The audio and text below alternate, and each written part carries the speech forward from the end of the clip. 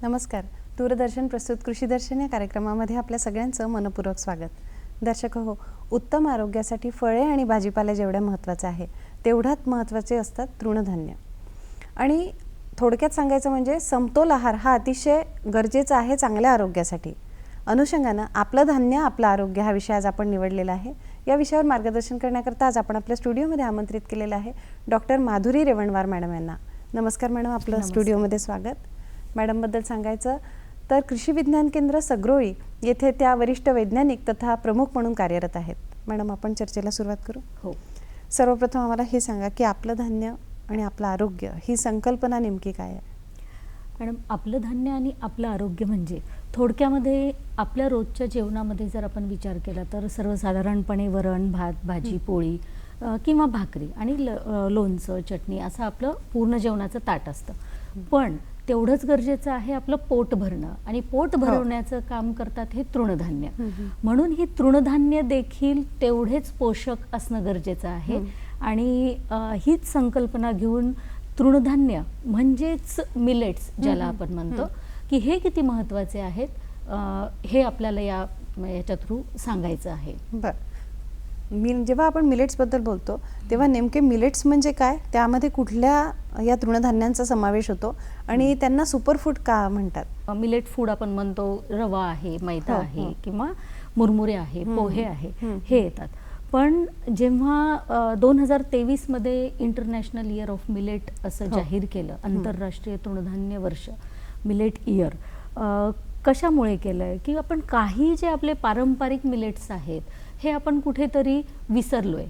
जे आपल्या भारताचे मुख्य तृणधान्य होते, आपल्या आहाराचा मुख्य घटक होते की ज्वारी, बाजरी, नाचणी, सावा, राळा, कोदरा किंवा कांगणी असं आपण जे म्हणतो, भगर, हे आपलं मुख्य धान्य होतं. आणि ही सगळी मुख्य धान्य ह्यासाठी होते की बघा, कुठल्याही संकल्पनेच्या मागे किंवा आपल्या पारंपरिक खाद्याच्या मागे एक सायन्स आहे. हे प्रत्येक तृणधान्य हे पौष्टिकतेने भरगच्च होती. ह्या सर्व तृणधान्यांमध्ये आपल्या शरीराला आवश्यक असलेली प्रथिनं, कार्बोदकं तर असतातच, पण प्रथिनं, लोह, कॅल्शियम किंवा इतर सूक्ष्म अन्नद्रव्य हे भाजीपाल्यांच्या तुलनेमध्ये भरपूर प्रमाणामध्ये ह्या तृणधान्यांमध्ये होती. आणि यामुळेच आपल्या शरीराला आवश्यक असणारी सगळी पोषक तत्वांची पूर्तता ह्या तृणधान्यांमधून व्हायची. आणि म्हणूनच ह्याला सुपरफूड पण म्हटलेलं आहे. आता जर आपण विचार केला तर आपल्या जीवनशैलीच्या अनुषंगाने विचार केला आणि काही असे आजार आपल्याला सातत्याने वाढताना दिसत आहेत आपल्या भारतामध्ये, विशेष करून जसं मधुमेह आहे, डायबिटीज, हार्ट प्रॉब्लेम्स आणि कॅन्सर, ह्या 3 आजारांचं प्रमाण आपल्याला म्हणता येईल की खूप जास्त वाढलेलं आहे. आणि यामुळे हे कुठेतरी आपल्या जीवनशैलीच्या, आपल्या खाद्यसंस्कृतीच्या बदलांमुळे झालेलं थोडक्यात. आणि जर ही तृणधान्य आपण सातत्याने रोज दैनंदिन आपल्या आहारामध्ये समाविष्ट केली तर कुठेतरी ह्या सगळ्या सूक्ष्म अन्नद्रव्य आणि इतर घटकांमुळे, पोषक घटकांमुळे आपल्या शरीराची रोगप्रतिकारक शक्ती वाढेल आणि ह्या सर्व आजारांवर आपण कुठेतरी काही प्रमाणात कंट्रोल करू शकतो किंवा त्याला स्टॉप करू शकतो आपण, असं म्हणू शकतो. म्हणून याला सुपरफूड म्हटलेलं आहे. मॅडम, आत्ताच तुम्ही सांगितलं की जे मिलेट्स असतात त्यामध्ये कार्बोहायड्रेट, प्रोटीन या व्यतिरिक्त भरपूर मिनरल्स पण आहेत आणि अतिशय महत्त्वाचे आहेत ते. पण मग आता अलीकडे आपण गव्हाची चपाती प्रिफर करतो, पूर्वी आपण ज्वारीची भाकर म्हणू दे किंवा मग बाजरीची भाकर म्हणू दे, ती दैनंदिन आहारात असायची. आता अलीकडे बरेच लोक गव्हाची म्हणजे चपातीच आपण प्रिफर करतो. तर असं का झालं? का आपण त्या मिलेट्स पासून दूर गेलो? इतके महत्त्वाचे आहेत मिलेट्स. ॲक्च्युली मागच्या काही 40-50 वर्षांपूर्वीपासून किंवा आपण असं म्हणू शकतो की जशी हरित क्रांती झाली आणि त्यानंतर जे आपल्या शेती पद्धतीमध्ये बदल झाले, त्यामध्ये काय झालं की आपले जे पूर्वापार शेती पद्धतीमध्ये चालू असणारे तृणधान्य जे आपलेच मिलेट्स होते ते कुठेतरी लोप पावत गेले हळूहळू आणि याचं प्रमाण कमी होत गेलं आणि आपल्या शेतामध्ये खूप जास्त प्रमाणात पिकू लागला तांदूळ आणि गहू. खरं तर त्यावेळेसच्या काळासाठी हे अति आवश्यक होता हा बदल घडवणं, कारण आपल्या भारताच्या लोकसंख्येची पोट भरणे किंवा गरज भागवणे हे त्या काळाची गरज होती किंवा ते महत्त्वाचं होतं आणि म्हणून हा बदल घडला. पण ह्या सगळ्या ह्याच्यामध्ये शेती पद्धतीच्या बदलांमुळे काय झालं माहिती आहे का, की आपली खाद्य संस्कृती हळूहळू बदलत गेली. भाकरी जे आपण म्हणतोय, ज्वारी, बाजरी, नाचणी किंवा इतर भगर वगैरे ह्या सगळ्या गोष्टींचा जो आहारातला समावेश होता तो हळूहळू शेतामधल्या पिकांच्या बदलामुळे आपलं कमी झाला आणि ह्याची जागा निश्चितच गव्हाणी घेतली, कारण गहू जास्त पिकवायला लागले. आणि आत्ताची जर आपण जीवनशैली पाहिली तर तुम्ही, मी किंवा इतर अनेक महिला अशा बाहेर काम करणाऱ्या असतात, तर ह्यांच्या कामाच्या पद्धतीमुळे आणि वाढत्या आहाराच्या बदलांमुळे किंवा आता मुलं जे आपण बघतोय शाळा कॉलेजमध्ये जाणारे मुलं फास्ट फूड प्रेफर करतात. आज आपण रोज सकाळी लहान मुलांना घरामध्ये बिस्किटचा पुडा सहजच हातात देतो किंवा ब्रेड, खारी, टोस्ट, ह्या गोष्टींचा अतिशय वापर हळूहळू वाढला आणि ते आपण म्हणतो ना आपल्या जिभेचे चोचले पुरवण्याच्या ज्या गोष्टी आहेत त्या खूप वाढल्या आणि साहजिकच एकदा जर आपल्याला ती सवय झाली तर आपण पुन्हा मागे नाही जात. आज आपण पाहतो आपल्या मुलांना आपण भाकरी खा म्हटलं तर खाणार नाहीत ते किंवा फार बळजबरी आपल्याला त्यांना आग्रह करून कुठल्या ना कुठल्या माध्यमातून ते खायला घालायला लागतं. तर ही आहार संस्कृती जी बदलत गेली आहे त्यामुळं हे सगळं मागे पडलं आणि आपण कुठेतरी फास्ट फूडच्या मागे लागलो, रेडीमेड फूडच्या मागे लागलो आणि ह्याचे इतर दुष्परिणाम आपल्याला आजारांवर किंवा आपल्या तब्येतीवर दिसायला लागले.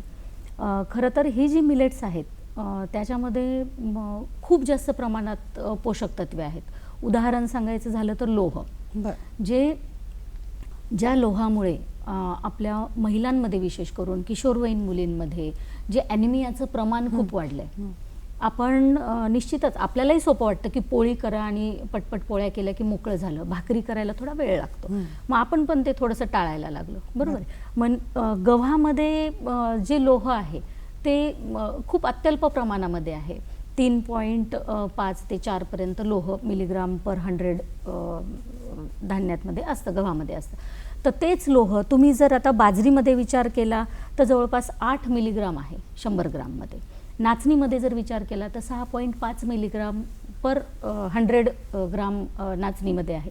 असं प्रत्येक तृणधान्यामध्ये, प्रत्येक मिलेटमध्ये आयर्नचं प्रमाण, कॅल्शियमचं प्रमाण जवळपास 350 मिलीग्राम कॅल्शियम हे पर 100 ग्राम मिलेट्समध्ये असतं म्हणायला हरकत नाही.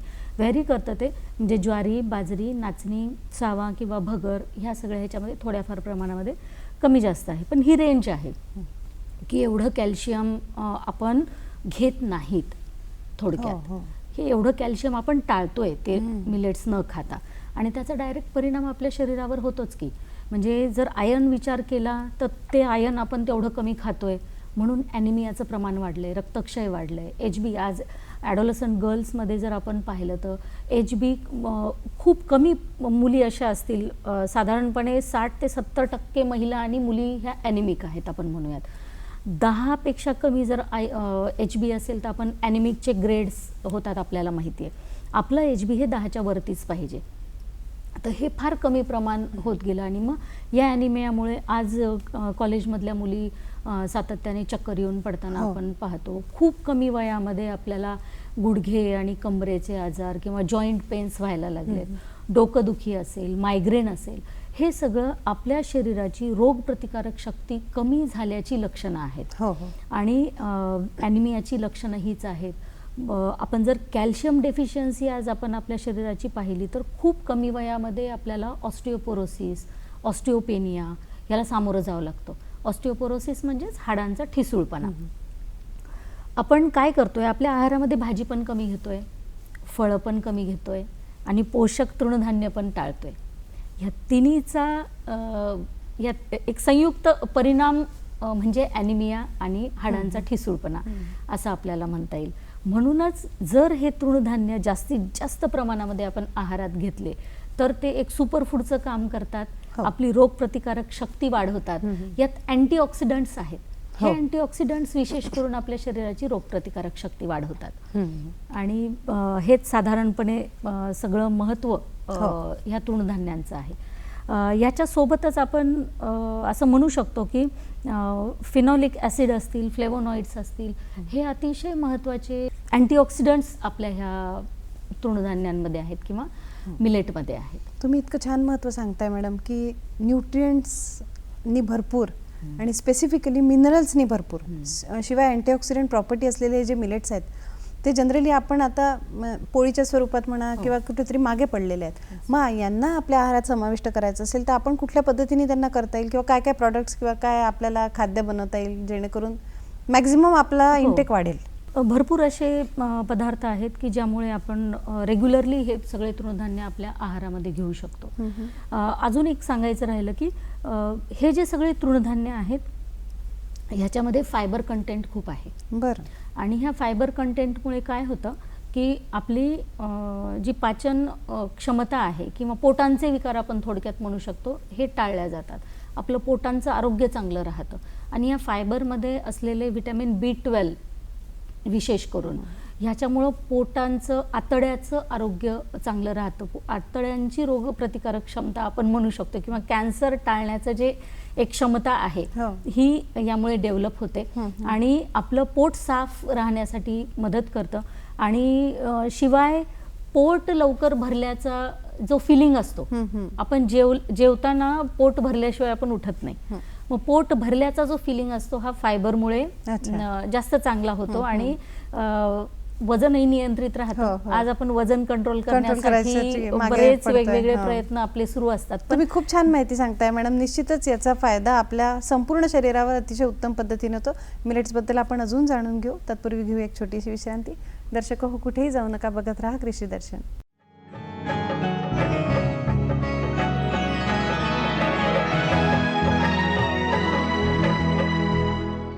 दर्शक हो, आपलं पुनश्च स्वागत. आज आपण चर्चा करतो आहे आपलं धान्य आपलं आरोग्य या विषयावर आणि आपल्यासोबत आहेत डॉक्टर माधुरी रेवणवार मॅडम.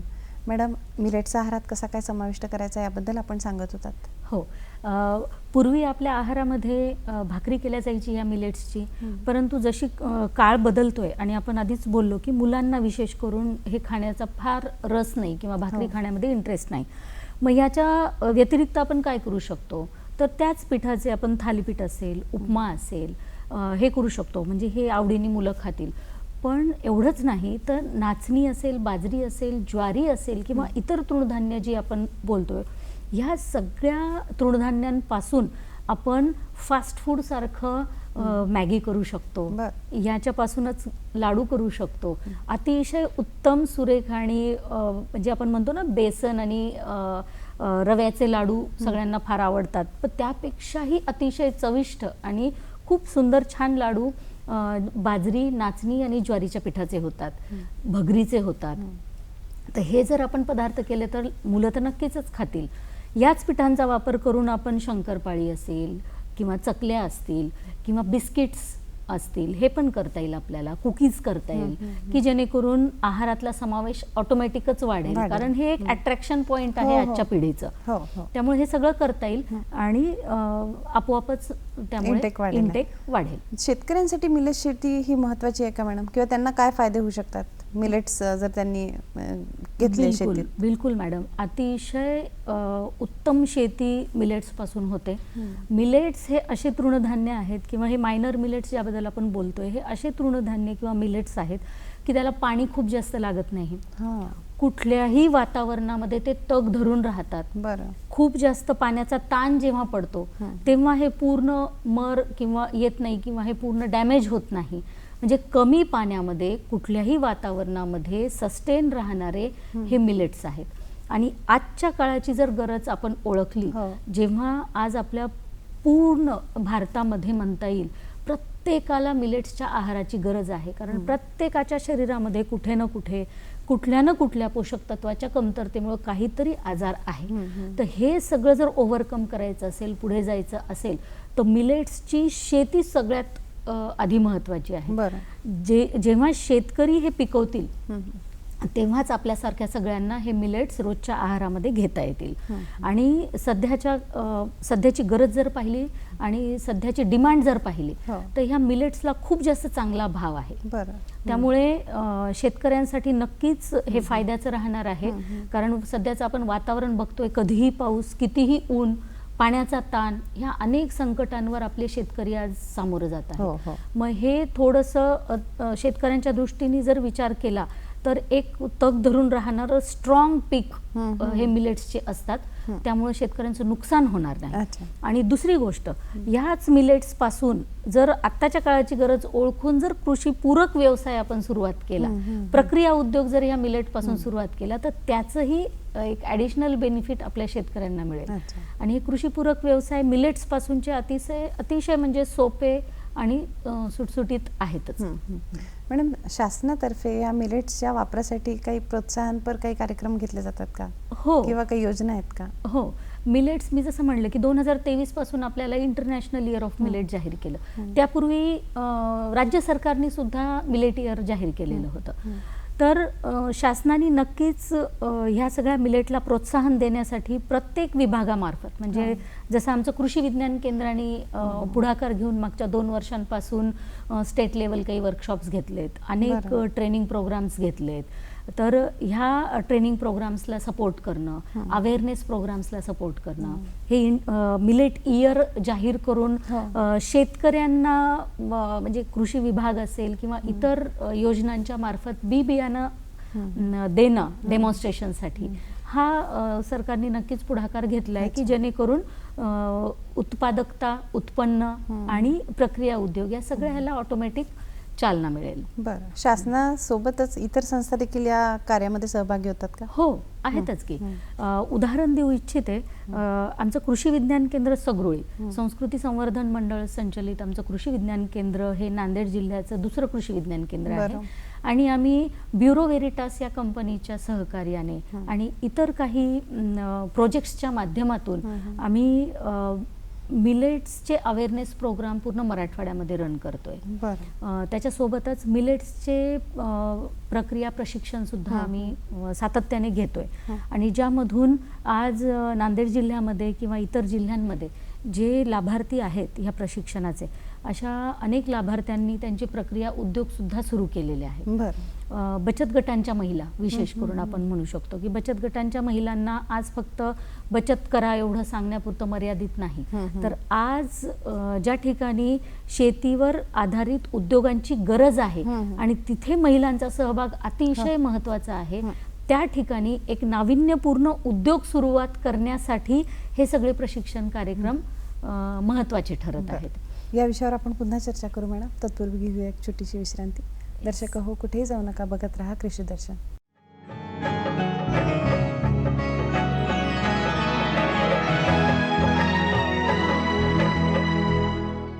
दर्शक हो, आपलं पुन्हाचे स्वागत. आज आपण चर्चा करतो आहे आपलं धान्य आपलं आरोग्य या विषयावर आणि आपल्याबरोबर आहेत डॉक्टर माधुरी रेवणवार मॅडम.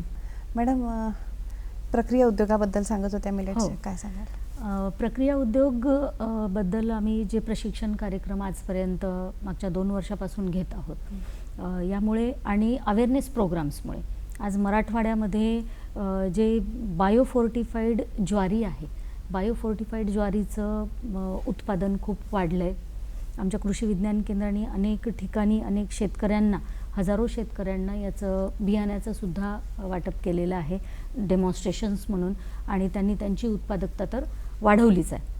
त्याच्यासोबत जे प्रशिक्षण कार्यक्रम विशेष करून हँड्स ऑन ट्रेनिंग आपण ज्याला म्हणतो, प्रत्यक्ष प्रॅक्टिकल्स करून महिलांना ह्याचे पदार्थ कसे करायचे हे ज्यावेळेस शिकवले, त्यावेळेस त्यांनी स्वतः करून ज्यावेळेस चव घेतलेली आहे पदार्थांची. आपल्याला वाटतं ना की ज्वारीचे लाडू कसे करायचे, ज्वारीचा कधी लाडू खाल्ला नाही, पहिलं महिला म्हणतात ज्वारीचा लाडू, कसा करतात, म्हणजे बेसनचा लाडू खाल्लेला आहे, तिळाचा लाडू खाल्लेला आहे, शेंगदाण्याच्या पिठाचा लाडू खाल्लेला आहे. ज्वारीच्या पिठाचा लाडू हा महिलांना नवीन वाटतो. ज्वारीच्या पिठाचा किंवा नाचणी असेल, बाजरी असेल, ह्या सगळ्यांचे लाडू, चकली, शेव, चिवडा किंवा इतर सगळे पदार्थ ज्यावेळेस आम्ही करून दाखवतो महिलांना आणि त्या स्वतः चव घेतात, म्हणजे त्यांना स्वतःला विश्वास नाही बसत की आपण एवढे वर्ष हे केलेलं नाही आणि हे जर केलं असतं तर आपल्याच घरातल्या मुलांचा आहार एकतर बदलला असता किंवा अजून सुधारला असता आणि आपल्यासोबतच अजून इतर काही 4 लोकांचा आपण सपोर्ट करू शकलो असतो. पण या प्रशिक्षणामुळे अशा अनेक महिला तयार झालेल्या आहेत की ज्यांनी त्यांचे छोटे छोटे व्यवसाय सुरू केले. फक्त नांदेड जिल्हाच नाही तर सोलापूर साईडच्या काही महिला आहेत, लातूर साईड आहे, छत्रपती संभाजीनगरच्या काही महिला आहेत.